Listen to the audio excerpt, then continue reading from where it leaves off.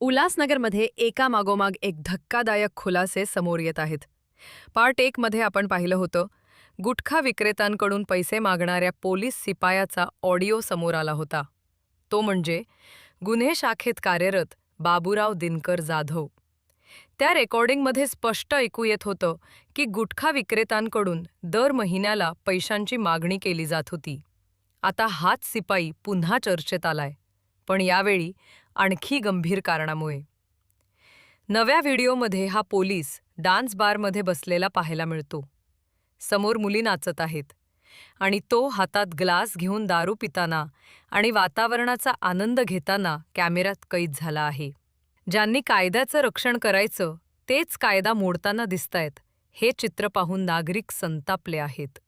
एकीकडे हफ्तेखोरी तर दुसरीकडे बेदरकार दारू पार्टी. या सगळ्यामुळे उल्हासनगर पोलीस दलाची प्रतिमा धुळीस मिळाली आहे. नागरिकांचा एकच सवाल, जर पोलीसच असे वागत असतील तर सामान्य नागरिक कुणावर विश्वास ठेवायचा? नागरिकांचं म्हणणं आहे की वरिष्ठ अधिकाऱ्यांनी या प्रकरणाची चौकशी केली पाहिजे आणि अशा पोलीस शिपायांवर कडक कारवाई केली पाहिजे. आणि एवढ्यावरच सगळं संपत नाही. पार्ट 3 मध्ये ह्याच पोलीस शिपाई म्हणजेच बाबूराव दिनकर जाधव ह्यांच्याशी संबंधित अजून एक धक्कादायक व्हिडिओ समोर येणार आहे, जो उल्हासनगर पोलिसांच्या कारभाराचं आणखी काळं सत्य उघड करेल. तयार रहा, पुढचा भाग लवकरच.